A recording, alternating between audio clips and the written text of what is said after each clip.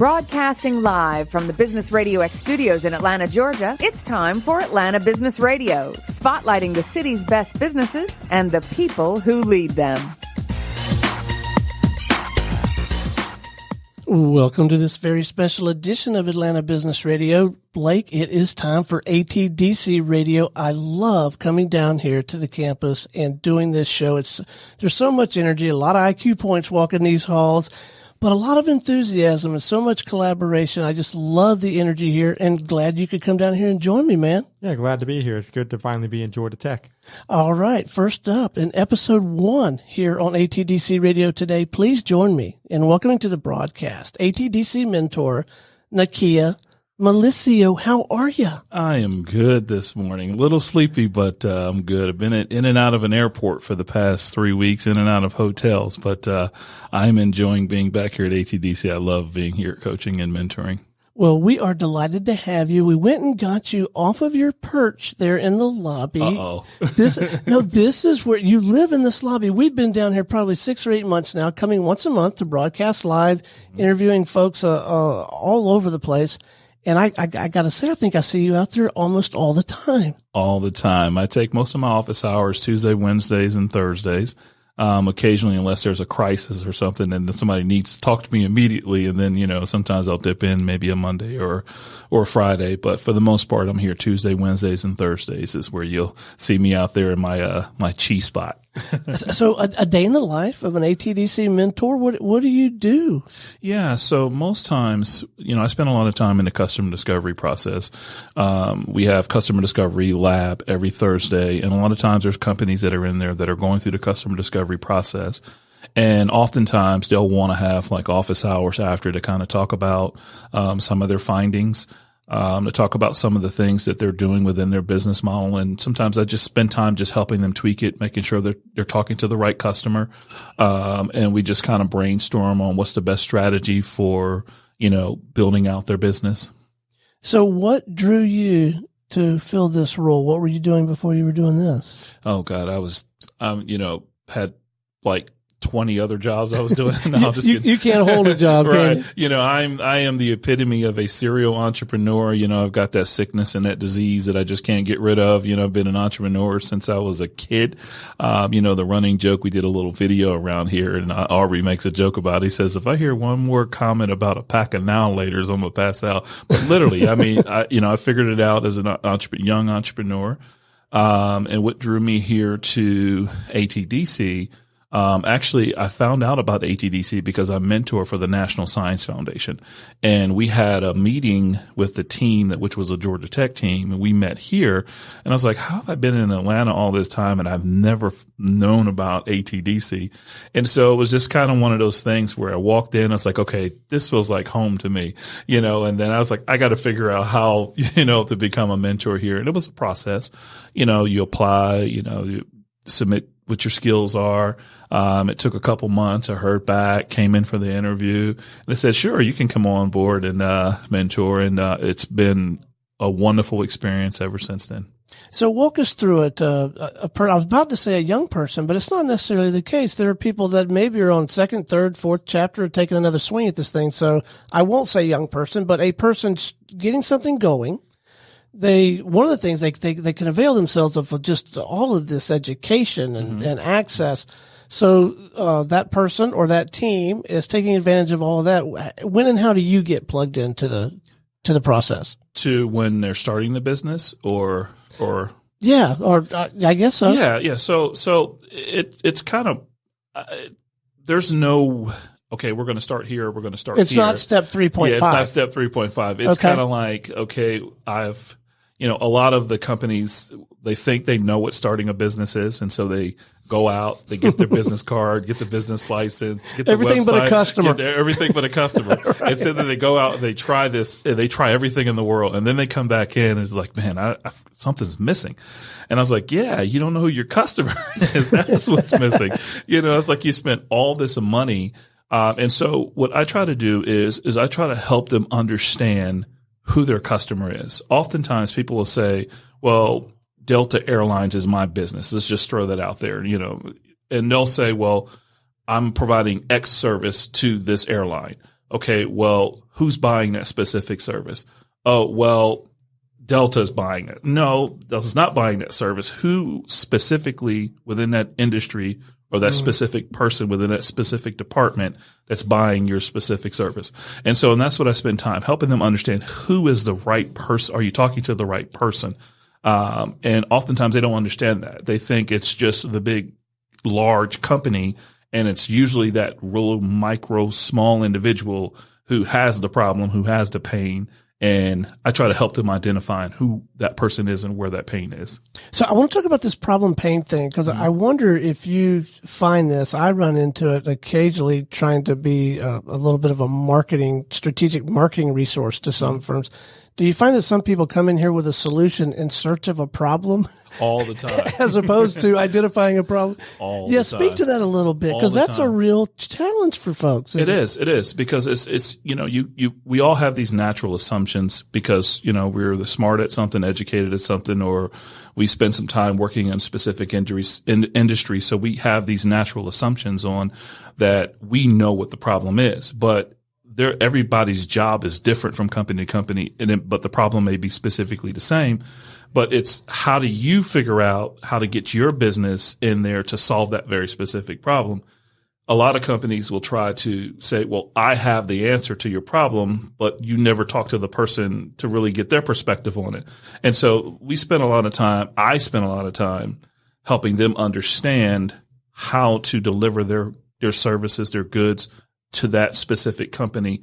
Suspend your bias, understand the job from their perspective and not your own. Okay, so there's a couple of different facets to this, at least two that I'm picking up on. One is the mindset, the wherewithal to say, hey, I'm going to do this. And I guess customer discovery is the kind of the accepted nomenclature for that idea. We're going to go find out what problems people are having, how they're viewing them, all of those kinds of things. And then there's, I don't know, maybe structure, discipline, rigor, methodology around how to conduct customer discovery. Correct. There's both of those things, right? Yeah. There's definitely, when you think of it, you've got an ecosystem. There's stakeholders. And if you have stakeholders within this ecosystem, let's just take, for instance, I was working with a company. Well, it was actually some student startups out of Florida State, and they had a sensor that worked in harsh environments. Now, they thought NASA was their client. They thought like SpaceX and all of those rocket propulsion places was their client. Now, true indeed, that could have been a client, but was that the right market entry for you? So we spent a lot of time. I said, let me push back on you a little bit. Let's do a little bit more customer discovery and see what other industries and segments that may have the potential interest in what your technology is from a sensor we're operating in a harsh environment. So they found a customer in Siemens. They use jet turbines. They have a need for sensors. They have a need for high temperature sensors. So they're able to do customer discovery, push back on the initial idea to get into a market to be able to test out their product. Then once they were able to test out their product via a case study, then they were able to see, hey, you know what? We do have a market, but it was not the market that we thought. It was a whole nother adjacent market, and they were able to grow scale, and they're doing leaps and bounds in revenue. So It's just finding the right customer.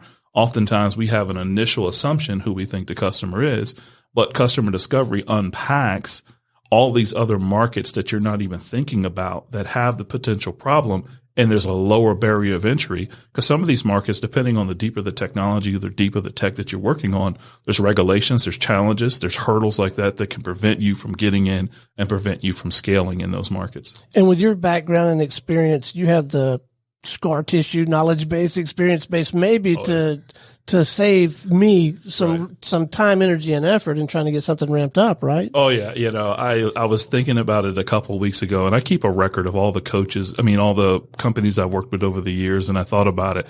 I've spent over 15,000 hours mentoring, coaching, and consulting. Wow. Coaching over 700 companies, 5 different continents and 13 different countries, and across over 100 different types of industries. And I thought about that. And there are some industries that are like way out there, but when you understand the basic fundamentals of business, the principles of business, I haven't found too many markets that I've tried to jump in. And if I don't know it, I just say, hey, look, I don't have a clue about what you're doing, in that specific market, but I do have a friend that can help you. But yeah, you learn a certain unique set of skills. And I think that's why I love being here at ATDC. While I'm able to coach and mentor to a lot of the companies, there's also a lot of companies that are in segments that I've never coached in before. But they stretch me to learn. They stretch me to be a better coach, to be a better mentor. So it becomes a bit of a learning process for me and a humility process for me as well. So you're learning the whole time. Hey, I'm learning the whole time too. You're building your base. Oh, absolutely. So let's don't name any names if the answer to this is yes. But do you occasionally run into people that you just have to say to yourself, these folks are uncoachable? Oh, absolutely. And yeah. I know instantly whether a company is coachable or not. You can pick that up pretty quick. Like a dog can sniff out a bone in 6 feet of dirt. I can tell when a company is coachable or not. And sometimes I'll back off. Sometimes they're just not ready for coaching. Sometimes they don't know what they want or what they need. And so last thing that they want is they're the expert, and getting them to be able to suspend that to say, hey, you have a certain pattern of thinking that you have that can be beneficial to us, that has a way of looking at problems and extracting it, and we can benefit from that. Because sometimes when you get in the thick of things, they've got investors, they've got employees, they've got all these other competing things that kind of stifle some of that creativity and that ability to really strategize and think through problems sometimes. And that's where the mentors and the coaches can come in, because we can look at it from a different perspective and say, hey, this is what we think. But getting them to acknowledge that they need to be coachable, or need to be coached is sometimes hard at first. But, they usually come around when it's like, either I get coaching or I die. Right. So to speak, then it's like, okay, I'm ready for coaching. Can you help me out here? So far, I don't think that anyone has told me I'm uncoachable in the business world, but I was told that quite a bit playing second base for Slick and Ellie's Pizza. And it always just really, it really hit me in the gut. Right. Peyton, you're uncoachable. Right. But hopefully I've matured enough that doesn't happen now. Right. If you have a new effort that we're going to embark upon, would you seek out a mentor? Oh, absolutely. I have people even as experienced and all as you are. You would still. I am. I think that in this business, working with companies, I think humility, honesty, and integrity, and knowing your strengths and weaknesses is very crucial to be successful in the business world and in this industry. If you begin to think that you're above yourself, you will miss multiple opportunities. There are moments sometimes. I may not necessarily get the opportunity to talk to people that I would like to have advice from, but I'm an avid reader. I listen to a lot of podcasts. I'm constantly feeding myself. And sometimes I'm able to glean an answer for something that I'm struggling with from someone that I may follow on Twitter or someone that I may follow on LinkedIn. And I'm able to connect with that person. And to get, if I can't get to them directly, but also, I believe in, accountability. I've gone to some of the catalysts here at ATDC and saying, hey, is there something that you see within me or see within my coaching that you think needs to be changed or needs to be adjusted? Or, do I need to dial back, dial it up, say something this way as opposed to this way? Yeah, I'm all about learning and walking in humility, because you'll never get anywhere being arrogant in this business. So let's talk about the ATDC environment a little bit. You mentioned Catalyst. If you know the distinction, or at least around here, between mentor and Catalyst, is it a different role, a different set of responsibilities? Yes. So we all are here to support the companies. Right. We all do it in different capacities. The catalysts are assigned companies to them. Okay. As mentors, we're not assigned any companies. We're here to be a support staff, a support system to the catalyst and to ATDC. Now, we do get companies that frequently see us as mentors, because every mentor has a different set of skills. And sometimes, the catalysts, may have that skill set or may not have that skill set, but the mentor does. And so we spend time, like I said, supporting the staff, because that's what the mentor's ultimate role is to be a support system to ATDC and to the Catalyst and to the staff. So what's your favorite part, man? What do you like the most? I love customer discovery. That's the part that I can tell a company if they've done customer discovery, if they really know their industry, they really know their market. If they don't know their market, I can sniff that out instantly. So yeah, I love the customer discovery part. I love ripping it apart. I love dissecting it. I like to say that I'm very surgical, intentional, and tactical the way I coach and the way I mentor. I often try to look for your blind spots, and then coach to your weaknesses and encourage your strengths.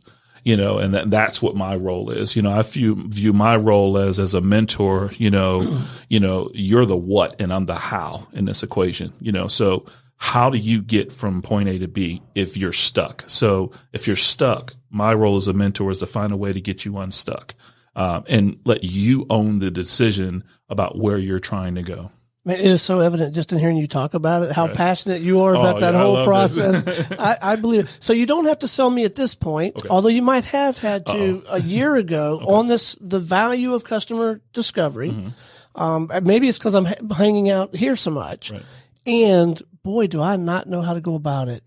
So there really is some structure, some methodology, some rules, some disciplines that should be followed to do that properly. Yeah, talk about that a little bit. I know you can't run a whole class. Yeah, here, so to give a short snapshot, so we do the customer discovery process. We do use the business model canvas.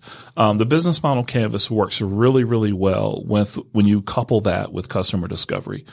Customer discovery is you going out, getting a good understanding of the customer's problem, not your solution or your technology. So oftentimes we tell people, leave your technology out of the equation so that we can focus on what the industry problem is. And once we understand what the industry problem is, then you can in turn say, hey, this customer segment over here is not our segment. So, or this customer segment might be our possible segment, but let's do a little further customer discovery. And customer discovery is around asking questions, understanding the day in the life of that individual, understanding how are you doing your job?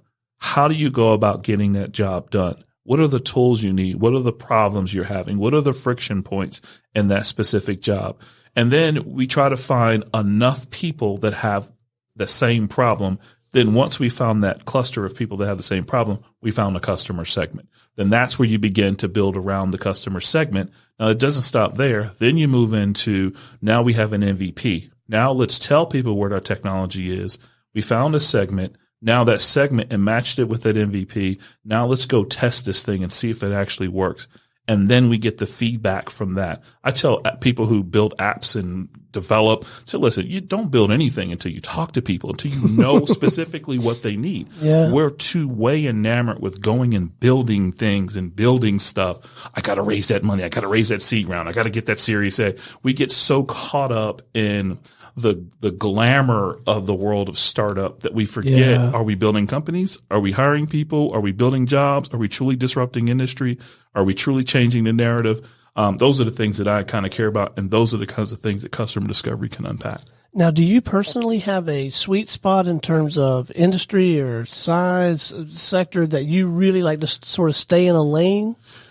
Yeah, so I love anything that, like I said, is research focused. I love working with scientists. I love working with engineers. Okay. I love anything, like I said, anything that's in biotech, aerospace, energy, military technology, defense, education, anything that's research related that spins out of a university.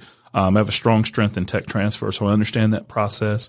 I understand what it takes to take a product from the university, commercialize it, take it to market, understand all of the challenges that some of them will face, whether it's trying to sell into DoD, or whether it's trying to understand the FDA and where your technology or solution falls into that equation, or if it's trying to get past any regulatory issues as it relates from the energy space. So I help companies, scientists build successful companies. But translating the science into business. And oftentimes they don't know how to do that. They're very smart at the science, but they don't know the business. And so I'm kind of like the conduit. I'm the in-between person. I'm technical enough to understand their research, but I understand the business. And so I help them to form a business out of their research. And so that's where my sweet spot is. Wow.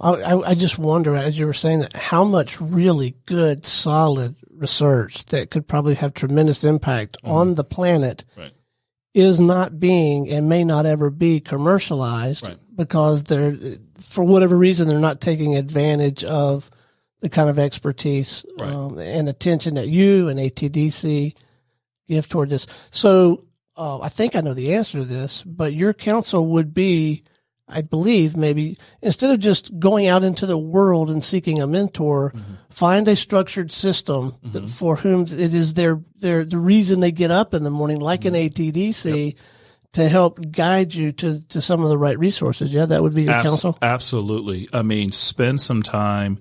I mean, people here at ATDC, from the mentors to the catalysts to the staff, they're very generous with their time, and they have deep, deep understanding of multiple industries, multiple segments, and they care deeply about companies being able to be successful.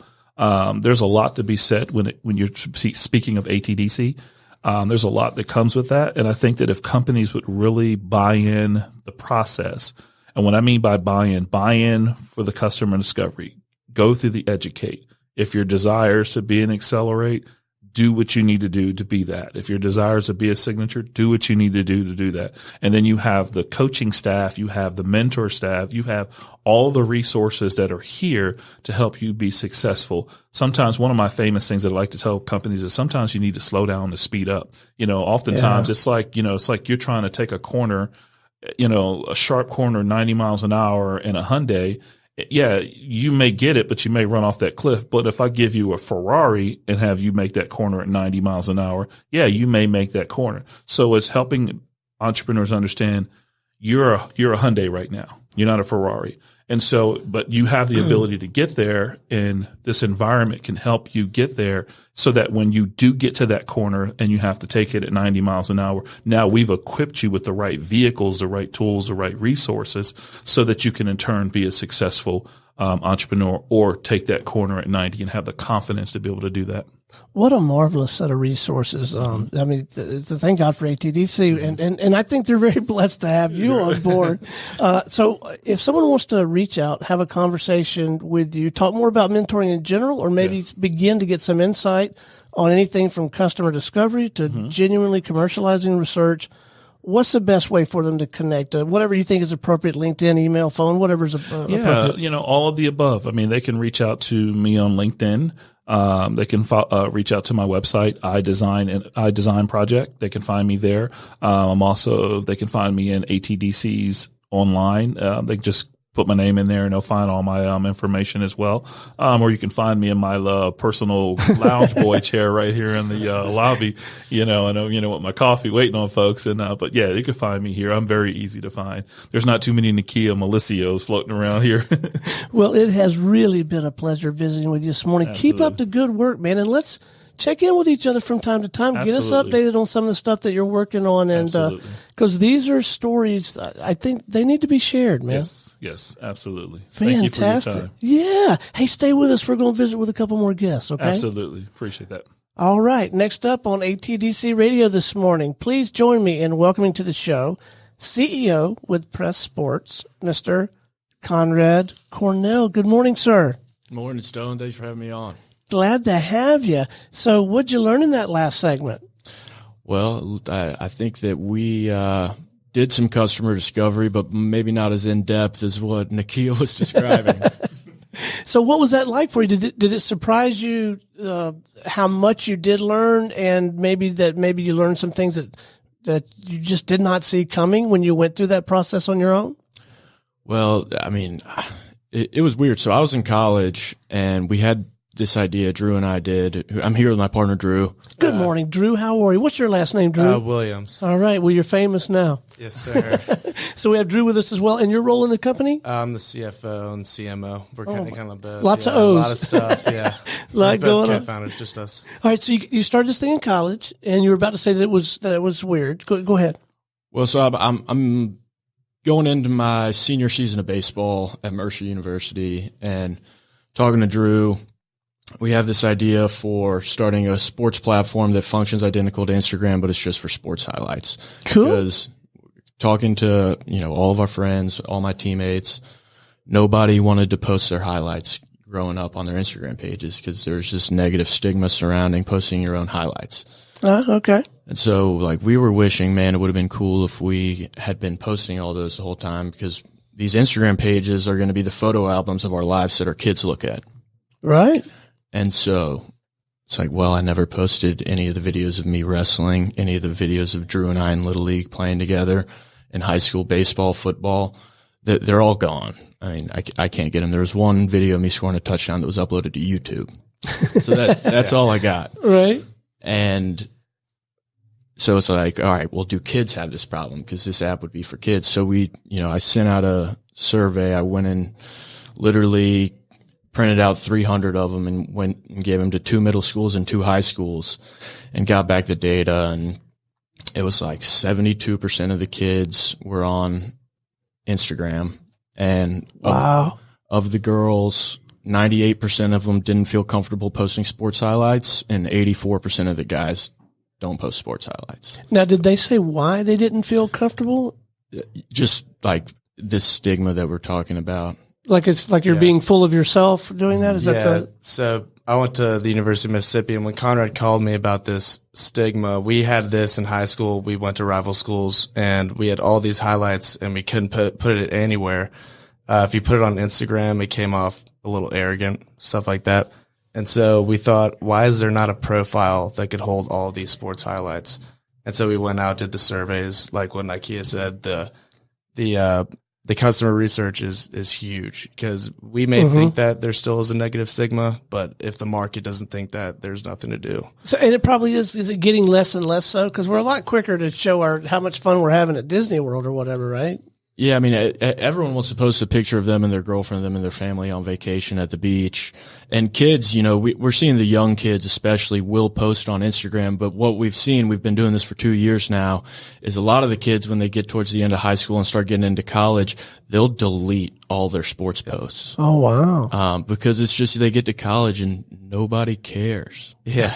And all their friends are like, why'd you post that home run from junior year, man? It's not that cool. All right. So I'm a little confused. So there's this stigma, but somehow what you guys have designed works through or around that? So on Press Sports, it functions identical to Instagram. So,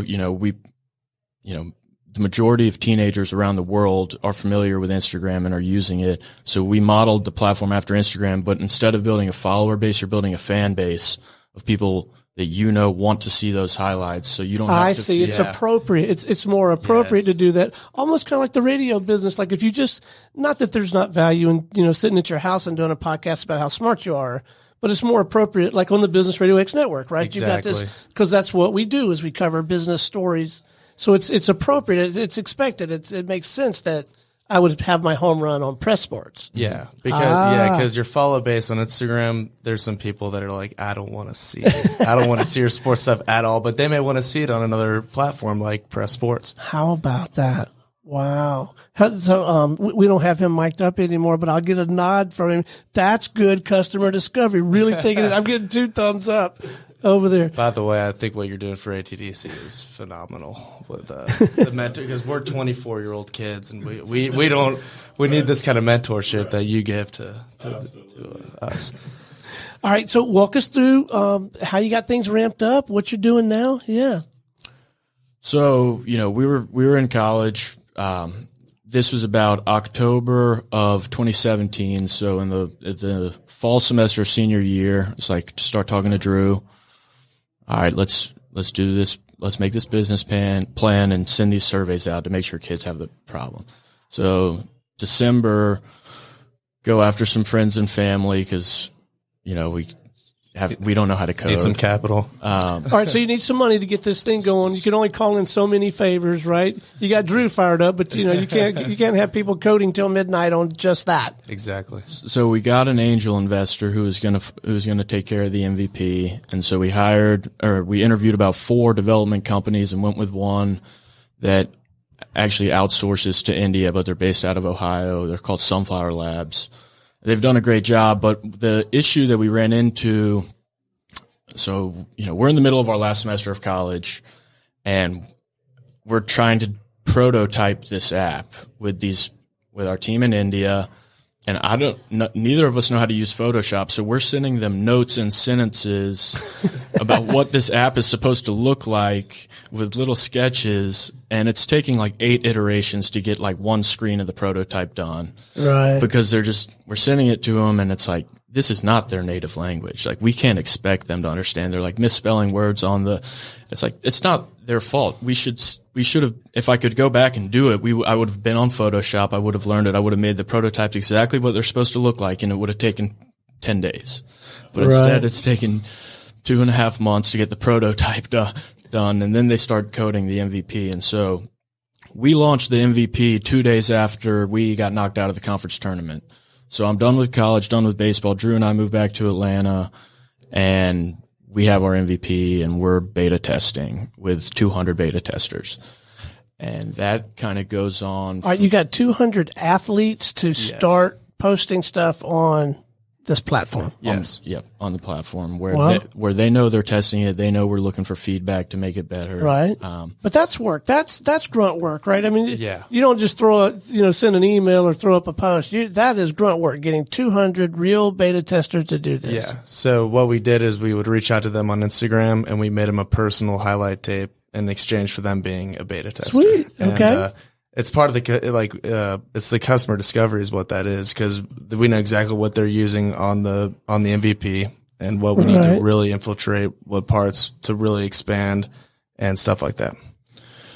So we get to the point of about January, and we've had 2 updates to the app. We're ready to start kind of reaching out to people who are now users instead of people who know they're testing out something new. Mm-hmm. And so that's kind of where so now we're going to market, but we don't really have a marketing budget. And so we're just going crazy. You just tell Nakia, and he tells everybody when they walk by in the lobby. Well, so, I mean, we get to January and we have 500 people by that point that were aware that they were testing the app, and now it's up to us to start growing it. We didn't really have a brand. Nobody really knew what Press Sports was. So we tried all these big, marketing, social marketing on Facebook, and it just wasn't as effective as we thought it was going to be, because we realized that nobody had ever heard of us before. So they're not going to necessarily be interested. But so we cut that and we started going back to what was working to get the beta testers on there, maxing out the DMs on Instagram every single day. Yeah. And it got to the point where, we realized, okay, we have all the best baseball players in the country, literally the top ranked players in the country using the app. We need to tell people they're using the app. We need to make rankings and rank the kids that are using the app, because so what we did is we started making these rankings in, I think maybe April was our first rankings. And at that point we had about 2,500 kids on the app. Yep. And we made these files, and it showed where they were committed, and it appeared like it was our take on the national rankings for kids that are sophomores in high school, because we had all the best players. But we made such good looking files that they would all repost them and share them on their social media pages. Nice. And it seriously accelerated growth. I mean, those posts were getting 100,000 impressions, and they were free. Because now you got these people doing some of that legwork for you. Yeah. Yeah. Wow. And so to touch back on what Conrad was talking about, growing the brand, that's a big part of businesses, because we went into these Facebook advertising and we're just spending all this money. But one thing we realized is that people will not give into a product until they see the product 4 or 5 times on average. And so we realized growing that brand, which is what we've been doing, and patience, like Nakia was talking about, is huge in a startup. In the beginning, we were hovering around think 2,000 Instagram followers. Now we're up to 14,000. So, and that's all happened in the last 3 months just from growing the brand, and you can't rush anything. It's all, you got to just adapt to what the market gives. But what you have going now, though, it's not going to stop. It's only going to grow, and maybe even exponentially, because now you've got the community behind it. Yeah, we've definitely got a lot of the top athletes in the country using the app, and so our goal is to kind of fill in the pyramid, because we've reached out to the top of the pyramid through social, like free DMs. We had a platform that they needed. We've never gotten a mess. We've gotten people that said, no, I'm not going to get on it, but we've never gotten someone say to us after we send them a DM with a quick explanation of the app and telling them to get on, say, nah, man, I'm already on this. Yeah. Because we're the only multi-sport platform that's taking this approach to, it's a social media. So it's not just baseball. It's not just baseball, because it just happens to be where y'all came from, so that was a good place to start. Baseball's been a good start for us, but volleyball, football, basketball, they've all been coming around big time. Fantastic. Lacrosse has the most momentum right now. Yep. All right, and so is it high school, collegiate, or can it just keep going further down and you'll find your penetration? It's so kind of going back a little bit, backtracking. The vision, kind of one of the things we thought of initially was, okay, we're at the Braves game. This is back even before, and we're talking about, man, Dansby Swanson. He's, every 15-year-old in Atlanta's hero right now, and Acuna. How come we can't go on a profile and see every single thing they've done in sports, including their weightlifting accomplishments? Maybe they played basketball in high school. Everything a full picture of them as an athlete in footage on one profile, because none of them post it. Just like the kids, just like us, none of the pros post their highlights either. Right. So a profile of Dansby or Acuna that dates back to when they were 13 and made a profile of everything they've done. That would be cool, right? So what we did now, and what's awesome, is we've got all these top players in the country. We've got, Dylan Lesko's a top-ranked player. He's out of Buford right now. That's a rising sophomore. Eric Gilbert, the tight end at Marietta. Drew Jones, Andrew Jones' son. We've got Jaden Fielder on there, Prince Fielder's son. These kids, and those are the pro sons that you would know, but a lot of them don't have the names like that are equally as good. They're posting all their footage on press. They're 14 years old, and a lot of them are going to be those Mike Trouts, those Bryce Harpers. Maybe not, but they're going to be pros. And 10 years from now, little Johnny, who's 4 years old right now, will be in SunTrust Park being able to look back at this guy's press profile and see what he was doing to train when he was 14 years old. Right. Yeah. See that he's benching 120 pounds, right? Exactly. When he's 14 or whatever, right? And so if I'm a 15-year-old and I want to know how good what was Bryce Harper doing when he was 15? Was he lifting the same as me? Very was cool. he, how hard was he throwing? You can't find any of that film anywhere. That's the interesting part. All right. Do we have a plan to make money on this? It sounds fun. Do we have a plan to make money on this thing, or are we still trying to figure that piece out? We definitely have a plan. So we've got all these kids on there. We're going to fill in the bottom of the pyramid first. There's a chicken or the egg situation where you got to get the players before the coaches sign on, because there's the social media side of it. It's a place to interact with different athletes and share your stuff. But at the same time, you're posting all your sports highlights in one place, and on that same profile, you can upload your grades, your contact info, your coach's contact info, and a photo of your transcript. Okay, so now we're talking the recruiting world. Yep, it's a recruiting tool, not a recruiting app. Going back to customer discovery, after talking to 10 college coaches in person, the biggest pain point that crosses each sport is that college coaches are spending time talking to players, recruiting them, all this time, all this effort, and then they get their transcript back after at least a week. That's the time frame of it takes a week to get back a transcript. This kid's never getting into school. Waste of time. Right. So that's a huge pain point for college coaches. And so what we've created is, all right, that kid got my attention. I was here to watch the left fielder, but shortstop made a great play, hit a double in the gap, or I was here to watch the libero in volleyball and the outside hitter had a phenomenal game. I'm going to look at her press profile. Okay, she works hard in the weight room. She also plays basketball, obviously great at volleyball. This is her transcript. All right, she's a fit. I'm going to use she's never going to get in there. I'm not going to waste time talking to her, even though she's a great player. I might tell that other school, my conference that isn't so academic. I don't know. Right. I'm probably not in your conference, but so it's a huge tool for coaches. So what we're going to be doing long term, obviously build the value through the user base and then getting the coaches on is charge the athletes a $10 monthly subscription, which allows coaches to access their contact information and academic resume. So they can use it as a social media. I'm spending that 15 minutes in the batting cage with my local minor league player coaching me to be a hopeful collegiate athlete, right? That's very modest investment, I would think, right? Yeah, it's so much more affordable than these other recruiting platforms that are online, and that's what we're trying to help out as well. We want everyone on the app, not just people that can afford that kind of stuff. Yeah. All right. So biggest challenge right now? What's the biggest hurdle for you right now, and how can we help maybe? So we're going through our seed round B right now because we've got to raise these You funds. need more money. Yes. Yeah, we need more Drew's money to blow it up. pockets are exhausted. We got to go get some more money. I'm getting ready to – I'm going to sell my car here in a little bit. Yeah. To develop, because you need more better tech. So one thing, we were talking about that viral ability, that exponential growth, and one thing we're doing after getting feedback from our users in addition, a second time a couple months ago is one of the questions we asked them in a survey was, hey, if you had a link to your Press Sports profile, would you use it? If you would use it, how would you use it?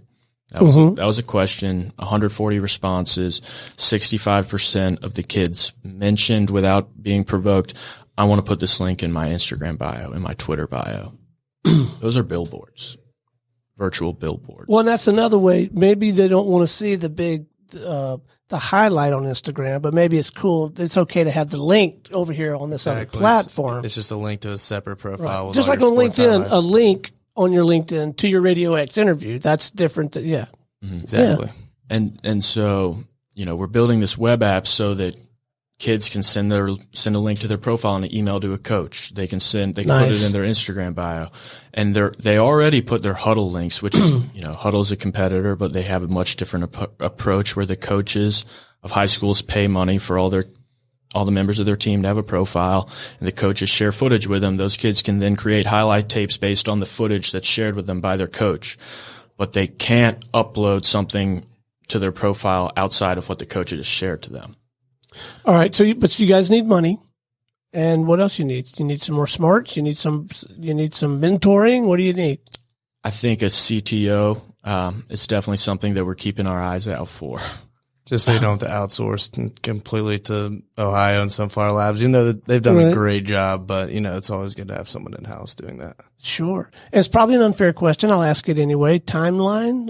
Do you think you're 2 years out from really having this thing rocking and rolling? You think you're, I think 6 months out?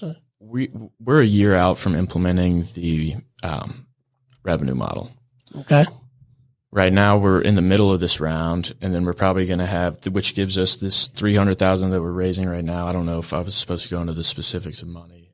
You don't have to. I'm just kind of curious about where you are in your development, what you see on the horizon.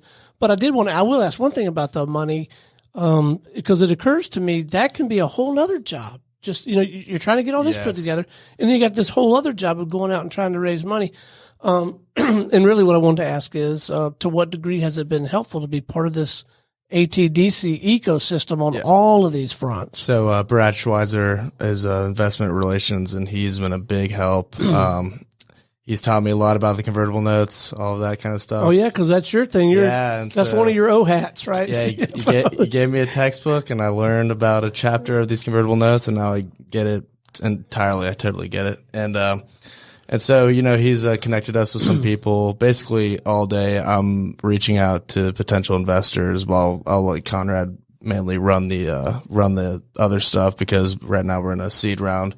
Mm-hmm. And so, if we were both doing it, the company would plateau, and that wouldn't be too well. So yeah, basically we're in the seed round. I'm having to reach out to these people, and that's about it. Well, isn't it nice too to have a business partner? Because look, most days I'm operating under the impression you're excited, you're full of vim and vinegar, you get up, you want to tackle the world. But some days can be tough as an entrepreneur, and it's nice to have that other partner to sort of balance the scales on days like that, isn't it? Definitely. It helps that we're also best friends. So Right. if one of us, we're not afraid to talk to each other. And the that's always a athletic big thing. background, I made the high school baseball team because I had a car, but we all got to do our part. The other two athletes on the team didn't have a ride to practice, so everybody's got to do their part. But what I do remember is, there is a certain degree of, even in high school athletics, of fortitude, and you got to stick with. Do you find that your athletic background is serving you well in your entrepreneurial pursuit? Definitely. Yeah, 100%. I think there's a few different things that giving you a little bit of background on my life and my relationship with Drew. So, growing up at the age of 8, I was diagnosed with Langerhans cell histiocytosis, which is a cancer-related blood disorder, treated with chemotherapy. And so that kind of forced me at a very young age to really value the opportunity that every day presents. And then what was even crazier is a month after I was cured, got my port taken out, my mom was diagnosed with breast cancer. And my dad lives in London. I'm British. My parents are divorced. So my mom's a single mom with breast cancer that just had. So we move out to Covington with my grandma, but I'm still going to Westminster here in Atlanta, where my dad's grandmother set up a trust fund for me to go to, which was amazing. So I'm living with Drew in Covington, doing this whole crazy commute thing, like giving baseball lessons to make money to get by. I mean, I'm scrapping and like loving life, loving football, loving everything, but then get to college baseball and it's like, okay, you're getting up at 5 a.m. every day. And everybody else is good too. And I guess I wasn't good enough to play college, but I assume when you get there, everybody's good. Right? Yeah, definitely. and another thing about sports is one day you may not have a good day, but you got to know tomorrow is a whole new day, and you got to come perform. That sounds familiar, doesn't it? Yeah, you can't dwell on anything. So that's another thing that sports really teaches you. Yeah. So I think kind of like that experience at a young age and then going in and struggling to make it to, because I experienced these problems. Like press sports is a solution to my recruiting struggle and Drew's high school career not being documented. There's two issues there. I had a big struggle in recruiting where I never had that big hit in front of the right coach at the right time. Right. Even though coaches were interested in me, they would tell my coach, man, I love the way that guy hustles on and off the field. I just want to see him get the big hit. And I never got the big hit in front of him. So I just kept grinding at it after my senior year uncommitted and played a good tournament. Finally, Mercer gave me a full scholarship. Well, 50% baseball, 50% academic. I committed there a month before school started. So I stuck with it. Stuck with the dream of wanting to play in college and pro, but that didn't. Luckily, this came along and kind of filled that void for me. But but you guys are no stranger to adversity and undocumented. You didn't have good records of your high school. Exactly, and so that's what's also interesting is that we both have different perspectives on what we wanted the app to be. Because Conrad more thought of the recruiting, and I thought of just being the regular high school kid that wanted to document my highlights. Because there's nowhere that I could have put that stuff. And I know I had these videos, but there was just no platform like Press Sports in which I could save them. Wow. But isn't that how so many great ideas are born? And then for you guys to exercise the discipline to get it validated and refined with your customer discovery. Well, keep up the good work, gentlemen. I'm excited for you. Thank you, Stone. I appreciate it. And I love what you're doing with the ATDC Radio. I think it's great. Well, thank you so much for sharing your story and keep us posted. Yeah, we will. That's definitely. It's a pretty exciting time for us right now. Yesterday was our biggest day of growth to date. So we need to go get back in. Yeah, we gotta go grind. All right, we'll turn you loose then. All right, we'll be back in a little bit from ATDC Radio.